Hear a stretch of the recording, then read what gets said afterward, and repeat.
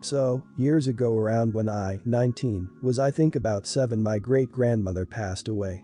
She split inheritance money in her will from me, my mother, 39, my aunt, 45, and grandmother, 69.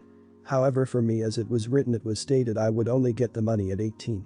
I'm now 19 and somehow they gave the money to my mother. She never told me about this until I graduated high school.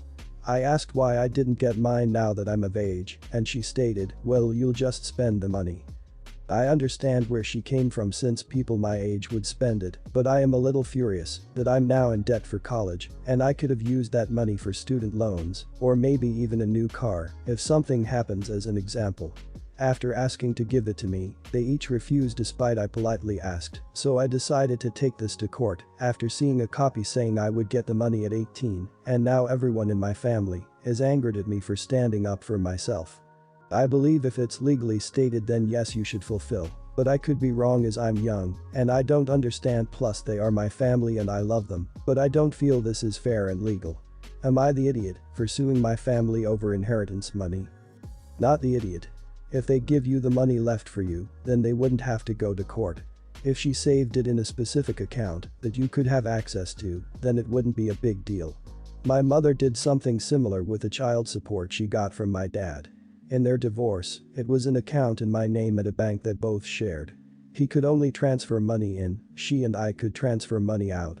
In the state we lived in, he had to pay until I was 21. My mother had to have every withdrawal from the account over $200 a day verified with my PIN to say I agreed to it. Once I turned 21, I got all the money transferred to my main bank account. Assuming the will was written by someone competent, the money should have been left with your mother in trust. This means that she looks after the money for you as stated in the will. For example, she holds the money for you until you are 18.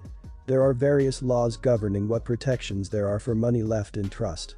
As others have said, contact a lawyer, but get a copy of the will first if you can.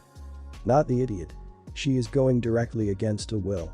People who say that you will be irresponsible with money are usually the ones with terrible finances.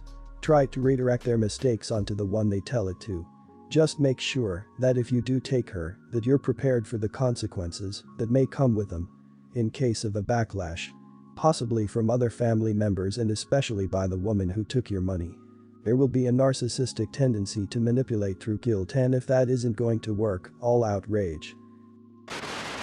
I, 27, have custody of my niece who is 9. My sister passed away 2 years ago, her dad split years ago, and my parents are deceased, so she came to me. My niece has cerebral palsy, and while she doesn't have an extreme case, she does require some extra care. She's an amazing little girl who loves school and likes to talk, so moving her seat won't help.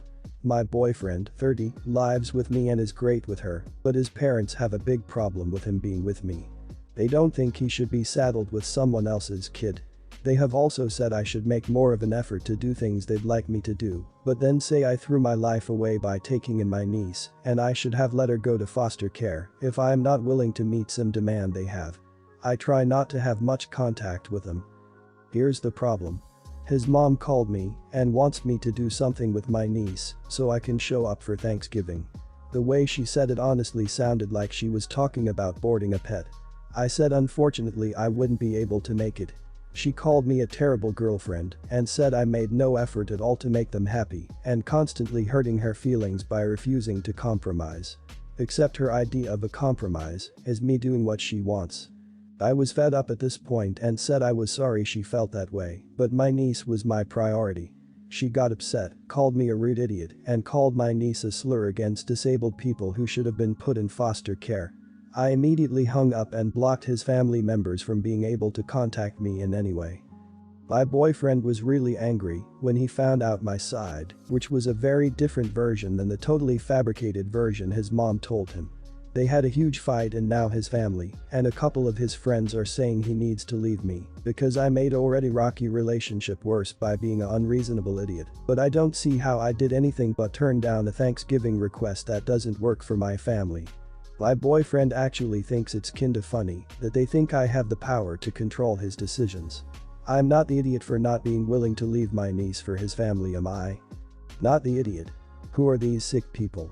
They need to literally shut their mouths about your niece and your choices to care for her and hang out with her. They need serious help. I can clearly see why you wouldn't want to hang out with them, whether you're with your niece or not.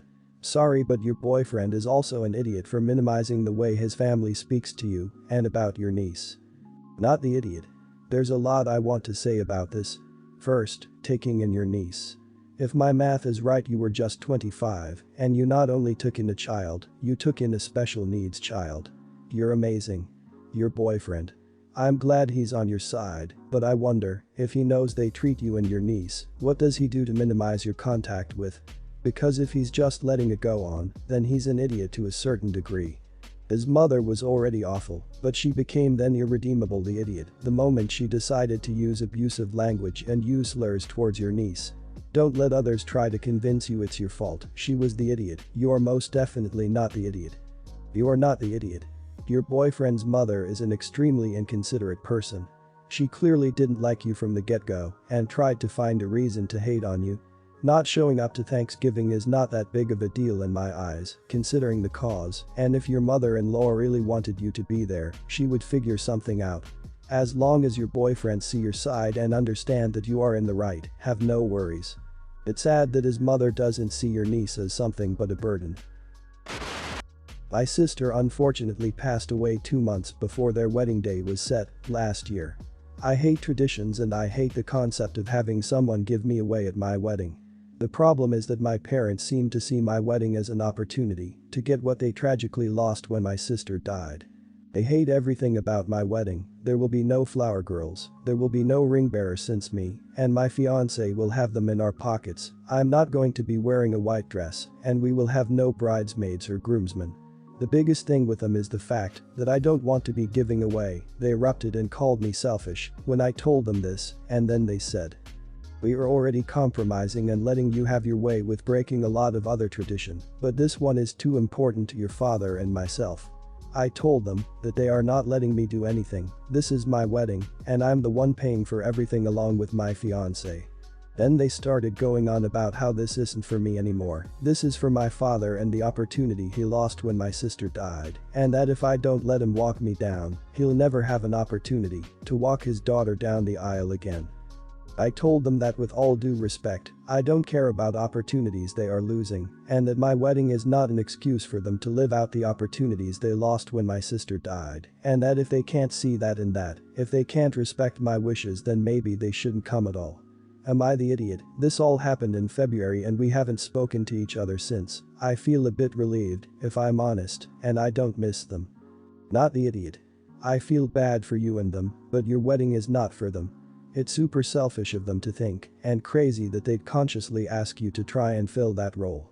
Have they considered how you'd feel if every time you think of your wedding, it'll make you resent your late sister and your parents for making you do something you don't want to do? If you want to throw them a bone, since you don't like the traditional stuff, maybe you could come up with more original way to give him a role. I'm really surprised that anyone is saying otherwise. It is incredibly inappropriate for your parents to treat your wedding as anything other than what it is, your wedding. You're not a substitute child, and it's not a substitute wedding. And to be honest, it sounds like they would be pulling this crap and trying to control your wedding either way, and are just using your sister's death as a convenient excuse, which is alarming. They need counseling to learn to deal with their grief appropriately, but in the meantime it makes perfect sense you'd want nothing to do with them. Using you as a proxy for your dead sister, and then calling you selfish. It takes a lot to top the self-centeredness involved in the theory that not dictating every aspect of someone's wedding is gracious compromise on their part, but that does. On the plus side, they did display a degree of honesty and self-awareness when they outright said that your wedding was no longer about you, but about them. Most people who believe that are slightly less willing to say it in so many words, or even admit to it when called out. Still total idiots for it, of course. I'm currently out of work because of restrictions, server in a town that only allows takeout or delivery right now, and I've been taking on odd jobs. I'm in an okay position, so I'm just trying to get a little extra for just in case. My aunt knows this, and she, bless her heart, decided to try to help me. I thought she meant looking in her town's job ads or asking around at her work, so you all can probably guess why I was extremely confused when I got home from camping to a ton of emails from aunt's friends and relatives about baby blankets. For background, I've been crocheting and knitting since I was a little girl, and when aunt's 2 children were born I made them both baby blankets as baby shower gifts. These blankets were about 4 feet by 5 feet, enough to last through childhood, if necessary, complex with lots of colors, single crochet graphicons, and they easily took me around 30 hours of work each. Back to the problem. I read through the messages, and it seems my aunt was promising them a custom baby blanket done in 2-3 weeks for $50. There is no possible way I could work that fast or charge that little. Materials cost between $35–$75 depending on the yarn, so I emailed all the women back apologizing for the mix-up and letting them know I wouldn't be able to complete their orders as promised by aunt. I did tell them I would be willing to make the blankets, but for around $120 plus depending on size, materials, difficulty, etc., and within 5–8 weeks with a waiting list. On the bright side, 2 were completely understanding, the other 6, not so much. One said that she was devastated because her grandma was supposed to make her baby a blanket, but had recently died, and she was so excited when aunt said I could make her one like her grandma's in time for her baby shower, 3 weeks away, and I feel so bad about getting her hopes up like that. Aunt now is angry at me because apparently everyone is mad at her too, and she was just trying to help me out. She thinks I'm being ungrateful, and I should have just done it because blankets aren't very difficult to make and to save face. She also thinks $120 is too much to ask, there are much cheaper ones on Etsy, and she's worried about how this whole thing might affect some of her friends with postpartum depression. That worries me too. I'm so pissed at her for this, but I understand why she did it and I know she was just trying to help me out, but I feel terrible and like a total jerk because of how many people are hurt and upset. Am I the idiot for not making the blankets and upsetting everyone? Not the idiot at all. It was a misunderstanding at first, but now that she understands the reality of the situation, that is a totally unreasonable ask on your aunt's part. This doesn't really sound like it's about helping you out anymore as much as it is doing a solid for her friends.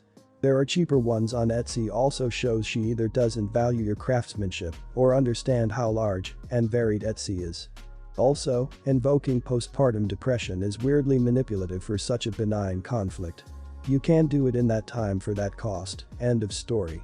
She is the idiot for pressuring you any further.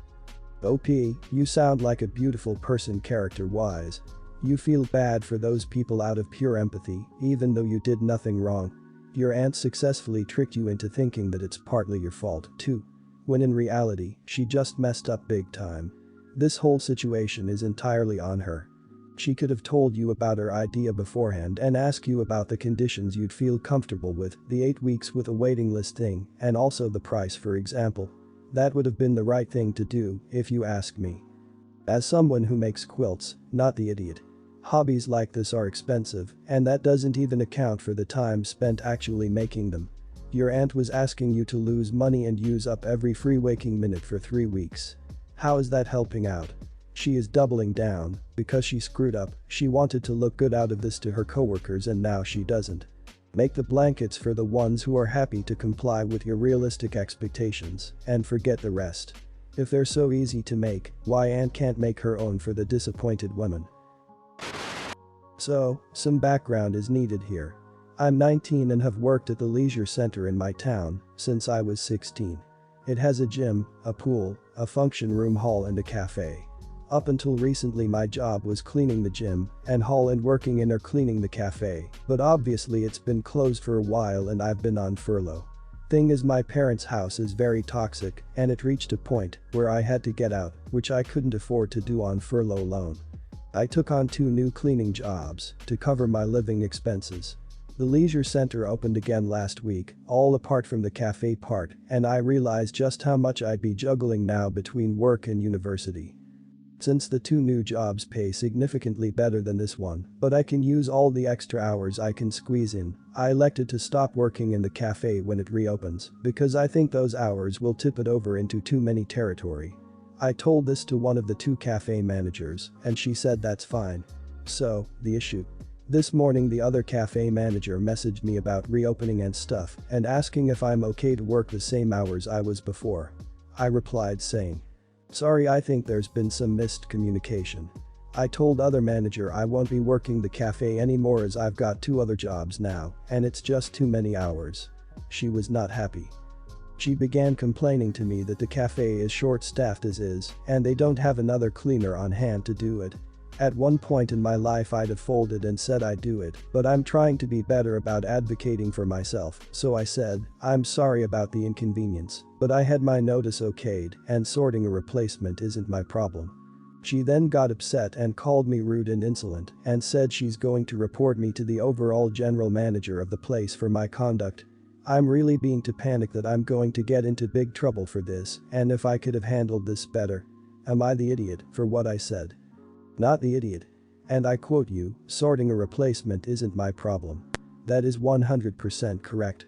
You are not obligated to sort out that stuff, that is the task of the staff manager. I don't know when and why this developed into a trend, but normal staff is not accountable for getting replacements or organizing the shifts. Normal staff is accountable for getting their task done in the required quality and speed. That's it. So no, you are not the idiot for telling her that this is not your problem and reminding her that she gets paid for doing exactly that. You did everything appropriately in preparing to leave, and I think the phrasing you used in advocating for yourself sounds firm but necessary. This person was trying to play on your guilt and it was working, so good for you in not caving. Now she's using threats against you, which shows she's just upping her own bad behavior, and again, it's working, you feel guilty. Don't panic. She has little to gain by reporting you, and even if she does you can reply, if you're questioned, that you had prepared everything appropriately and that a response was inappropriate. Not the idiot. However, if this situation ever happens again, try to use it to your advantage. Instead of "I can no longer work in the cafe as I work 2 other jobs." Try "Unfortunately, I had to take on 2 other jobs to make ends meet while on furlough.